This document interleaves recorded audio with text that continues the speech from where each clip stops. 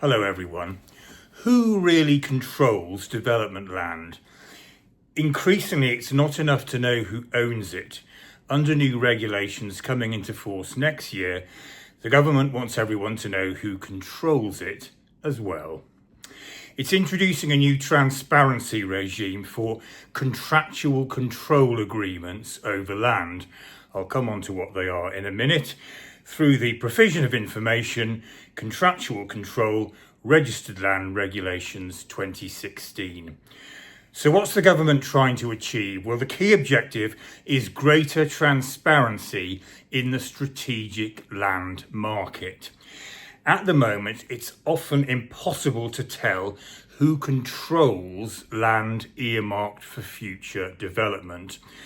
A developer may not own the land, but it may hold an option agreement, a promotion agreement, or a conditional contract, giving it effective control over whether and when that land is developed.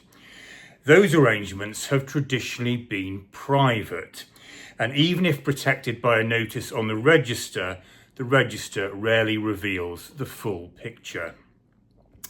Now, the government believes that this lack of transparency can make the land market less efficient and less competitive.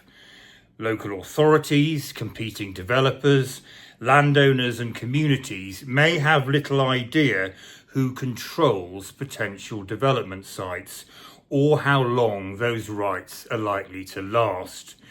The new regime is intended to shine a light on those arrangements by creating a publicly accessible record of contractual control rights.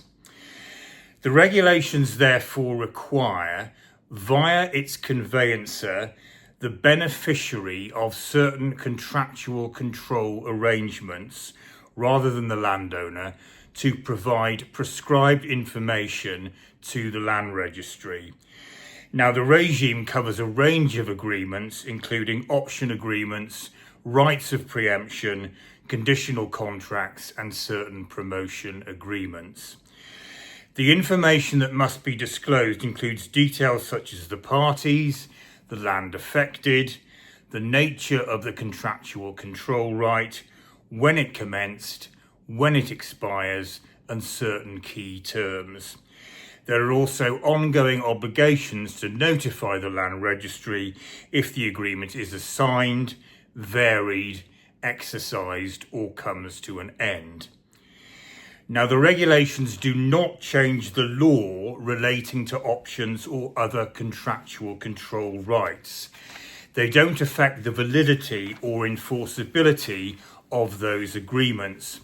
Instead, they impose a new disclosure obligation designed to make the strategic market more transparent. From a practical perspective, developers and promoters will also need systems to monitor assignments, variations, and terminations of their contractual control agreements so that the statutory notification deadlines are met. There are criminal penalties for non-compliance. The regulations come into force on 6th of April 2027 with transitional provisions for certain existing agreements. Any contractual control agreement which is dated on or after 8th of June 2026 will need to be entered on the register when the register opens. So you'll need to keep interim records of relevant transactions in order to meet the deadline once the register becomes live.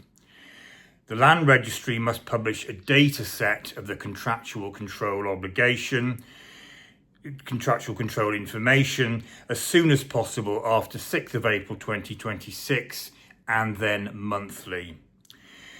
So overall, this represents another step in the government's broader move towards greater transparency in land ownership and control. Much like the Register of Overseas Entities, the emphasis is not on changing property rights themselves, but on ensuring that the market has a clearer understanding of who controls land and ultimately who is shaping future development opportunities. I'll see you all again soon.